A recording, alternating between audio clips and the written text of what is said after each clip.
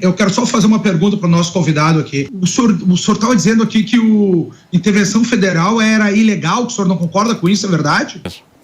Não há quem concorde. Eu acho que não tá na Constituição, né? O Lula acabou de decretar ontem à noite intervenção federal no Distrito Federal. É ilegal quando o Lula faz isso ou é ilegal só quando o outro lado pede?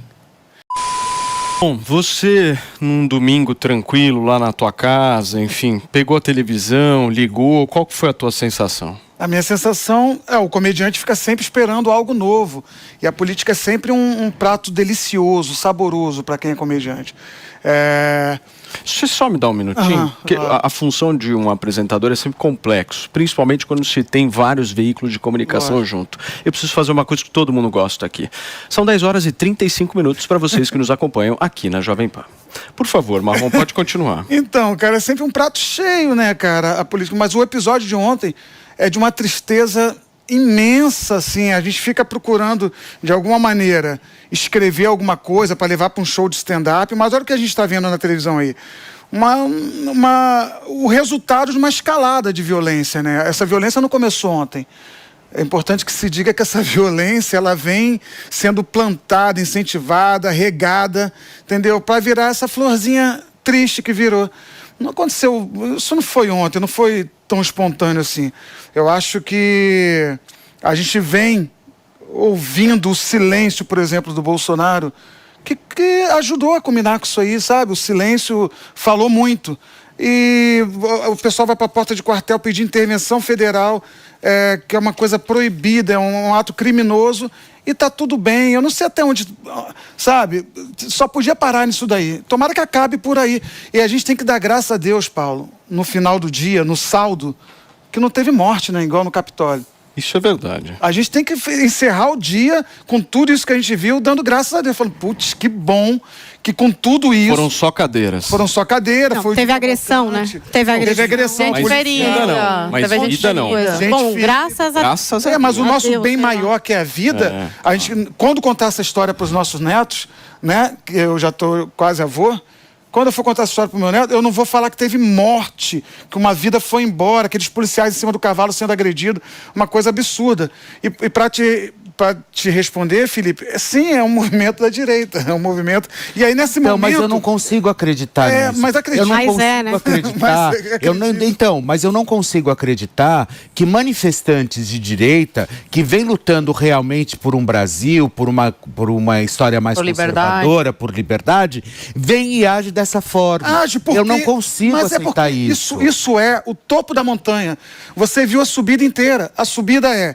palavras de ordem com violência, o silêncio do ex-presidente, essa turma na frente do quartel, isso tudo é só a subida da montanha. Ontem você viu o pico, entendeu? Isso não aconteceu só ontem, isso vem acontecendo no Brasil. E muitas vezes incentivado. Pela rede social. Você falou do Bolsonaro, deixa eu trazer aqui o tweet do ex-presidente da República, Jair Bolsonaro. Ontem à noite, ele diz o seguinte: manifestações pacíficas na forma da lei fazem parte da democracia. Contudo, depredações e invasões de prédios públicos como ocorridos no dia de hoje, assim como os praticados pela esquerda em 2013 e 2017, fogem à regra. Ao longo do meu mandato, sempre estive dentro das 4 linhas da Constituição, respeitando e defendendo as leis, a democracia, a transparência e a nossa sagrada liberdade. No mais, repudio as acusações sem provas a mim atribuídas por parte do atual chefe do Executivo do Brasil. Em 4 anos, o Ministério da... esse é um outro tweet já de um outro assunto, no caso. Ele estava falando de um dos feitos aí do governo dele em relação à infraestrutura. Por favor, pode continuar. Não, então é isso, assim, lógico, o Bolsonaro vai falar que ele está na gringa, que ele não tem nada a ver com isso, mas o silêncio dele diz muito, o silêncio dele fala muito. Para mim, por exemplo, é um recado para que continuem, para que tudo vá adiante. Então, culminou com esse ato terrível, negócio feio, negócio... não é só o patrimônio, é o que isso simboliza. A cadeira a gente vai botar no lugar, o de Cavalcante vão recuperar, mas o que isso simboliza, isso correu o mundo, essas imagens correram o mundo. Agora teve um cara que sentou na cadeira do ministro do Supremo.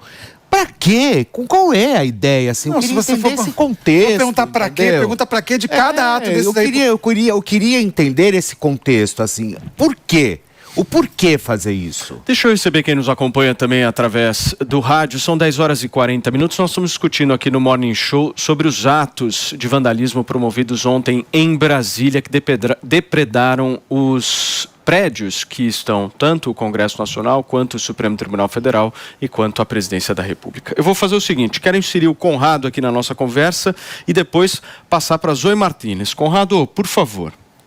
Tudo bem, eu quero só fazer uma pergunta para o nosso convidado aqui. O senhor estava dizendo aqui que a intervenção federal era ilegal, que o senhor não concorda com isso, é verdade? Tá falando comigo? Sim, você mesmo. Não há quem concorde. Eu acho que não tá na Constituição, né, que é proibido. Tá. É proibido, tá, ok. O Lula acabou de decretar ontem à noite intervenção federal no Distrito Federal. Aí é ilegal quando o Lula faz isso ou é ilegal só quando o outro lado pede? Não, mas olha só. A intervenção federal que o Lula fez foi para restabelecer a ordem e não para quebrar a ordem. Entendeu? Eu acho que é muito simples, Conrado. É o duplo pensar. Meus amigos, olha só, eu estava aqui folheando mais uma vez o 1984 e esse é o duplo pensar, né? Quando é para mim vale, quando é para o outro não vale. Ou as coisas valem para todo mundo ou as coisas não valem para ninguém. E a gente volta a acabar aqui no 1984, indico a leitura para vocês todos, porque o resumo da ópera, meus amigos, é o seguinte, ó.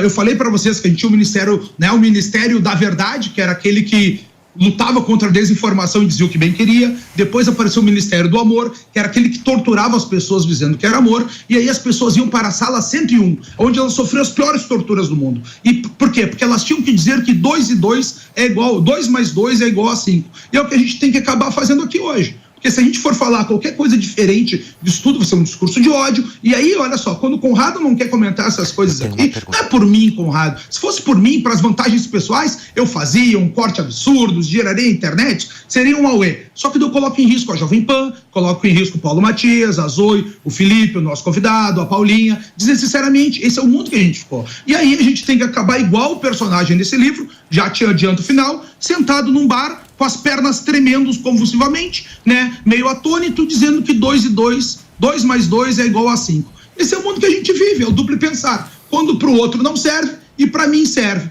Vocês viram aí, é exatamente assim que é o pensamento da esquerda. E eu vou ficar quieto aqui para deixar tudo em ordem, né? Vai tudo ficar assim mesmo. Senão vamos fechar a Jovem Pan, vamos fechar o Conrado, vai ser todo mundo punido. Isso aí, meus amigos. Zoe, meus amigos, não, só para finalizar, um governador de estado foi tirado do poder ontem. Vocês entendem o nível da gravidade? E isso aí, eu não quero nem falar, mas imagina, isso aconteceu no Brasil e a gente está discutindo um outro assunto gravíssimo também, gravíssimo, mas nós estamos discutindo um outro assunto. Em vez de estar olhando para um lado, nós estamos olhando para o outro. Esse é o Brasil que a gente tem que fazer. E olhar para o outro, que se olhar para lá, tu é punido. Final, esse é o resumo da ópera.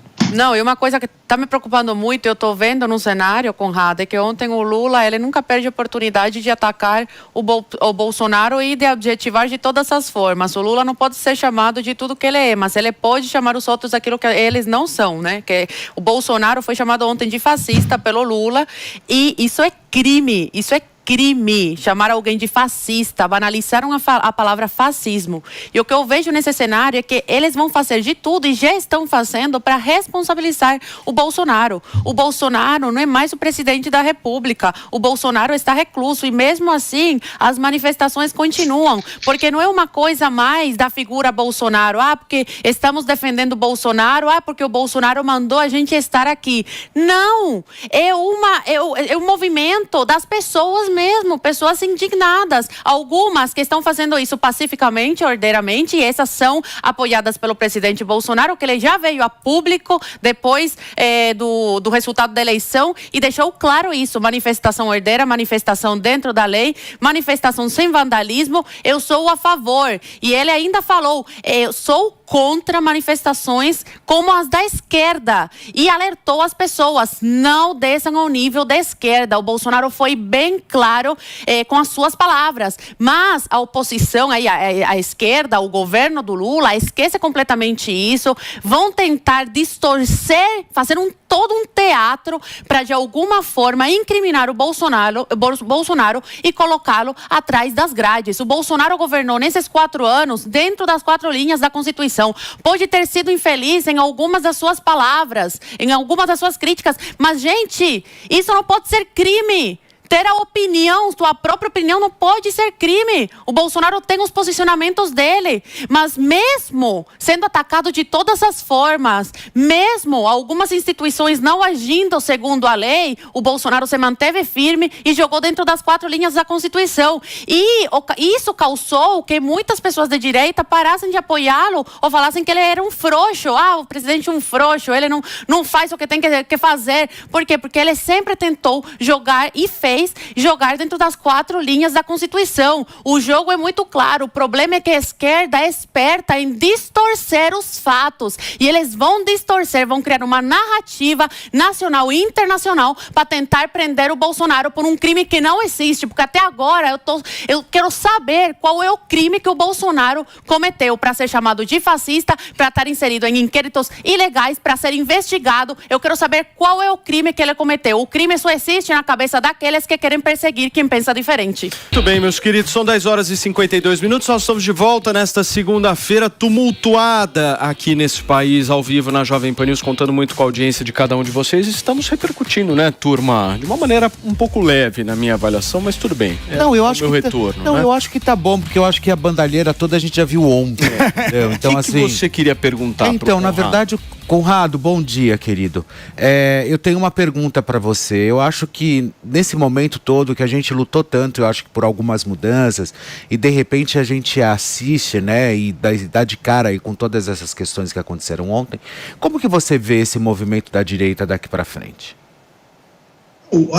Aí que tá, até nós aqui da Jovem Pan, do programa do Morning, a gente tem que perguntar o que a gente pode fazer com a direita, já que a gente não pode discutir política, especificamente. Acho que a gente poderia entrar em outras pautas dentro do conservadorismo, mas outros assuntos fora da política. Tem discussões boas da gente falar. Por exemplo, o príncipe Harry, lá, que é uns assuntos do dia a dia banais, né? O príncipe Harry lá, ele foi honroso ou não foi honroso com a sua família? Contar aquelas suas histórias, se expor, se submeter, isso são assuntos bons. São pautas que a gente pode discutir, visões, mais progressismo, mais conservadorismo, né? Dentro desses aspectos que isso vai esclarecer cada vez mais a visão da nossa audiência. Porque dentro da política, infelizmente, a gente está numa situação que tem assuntos que a gente não pode tocar, tem termos que a gente não pode utilizar, tem argumentos que nós não podemos nos utilizar também aqui nas discussões, e aí perde muito, é triste para nós, que temos que ficar aqui nesse cerceamento. Mas, Conradão, você pode, até como analista político qualificado que você é, fazer uma perspectiva do seu ponto de vista, claro. O que você pensa sobre a direita, porque eu acho que a pergunta do Felipe ela é muito pertinente no sentido do seguinte,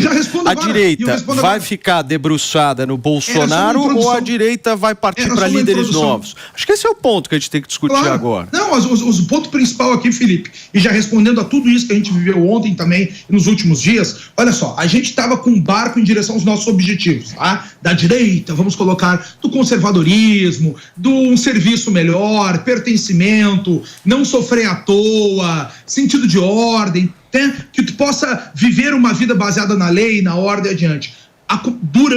Depois, por outras visões que a gente não pode questionar aqui, né, o mar se tornou cada vez mais revolto e agora tem um furacão na nossa frente. Não é inteligente tu navegar na frente de um furacão sabendo que tu vai destruir a tua embarcação, vai destruir os passageiros que estão no navio contigo. Agora também a gente não tem que virar para bater num iceberg, né, para entrar no maremoto, para dar no rochedo. A gente tem que contornar. Agora é a visão da gente agir com inteligência. A principal forma que a gente tem que fazer isso aqui, Felipe, na minha visão, é nós crescermos melhores como seres humanos. O mundo que a gente está vivendo, eles colocam cada vez mais divisões, cada vez mais incertezas, para que o ser humano não tenha certeza de si mesmo. Porque quando tu não tem certeza de si mesmo, tu aceita te submeter a ordens do coletivismo, por exemplo. Que é isso que quer que a gente baixe nossa cabeça para uma abstração social, o que eu não acho conivente, porque conveniente, porque o ser humano não cresceu assim. A gente cresceu através da nossa coragem, através do nosso esforço e pensando diferente, exatamente se opondo muitas vezes às teorias, às visões de mundo que já estavam implementadas. Então essa é a forma de crescer. Como é que eu penso isso? Crescendo. Como? Através do conhecimento, sabendo o que realmente importa para ti. Esses momentos agora de discussões que a gente tem tão esquentadas pelo Brasil, vai dar mais clareza às visões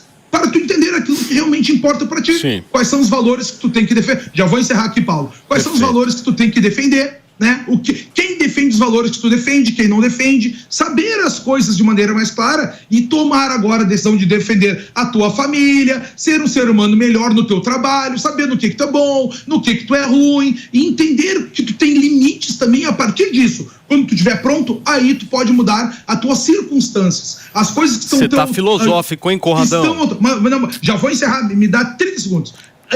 No teu derredor, tuas circunstâncias, as coisas que estão circunstare, que estão no teu derredor, porque daí sim tu começa a mudar o mundo. Então, se tu cuidar da tua família, ter todo mundo ali sabendo os valores que devem ser defendidos, o que é honra, o que é coragem, tu já vai estar preparando a próxima geração. Essas vitórias não se dão do dia para a noite. É um passo contínuo que nós temos que dar firmemente em passinhos de bebê, Felipe.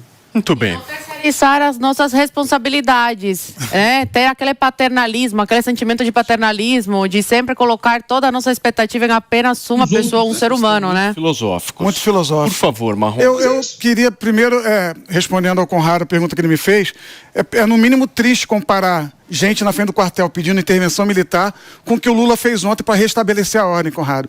Então, é no mínimo assim, pegadinha do malandro, te peguei, você falou que era contra, agora é a favor.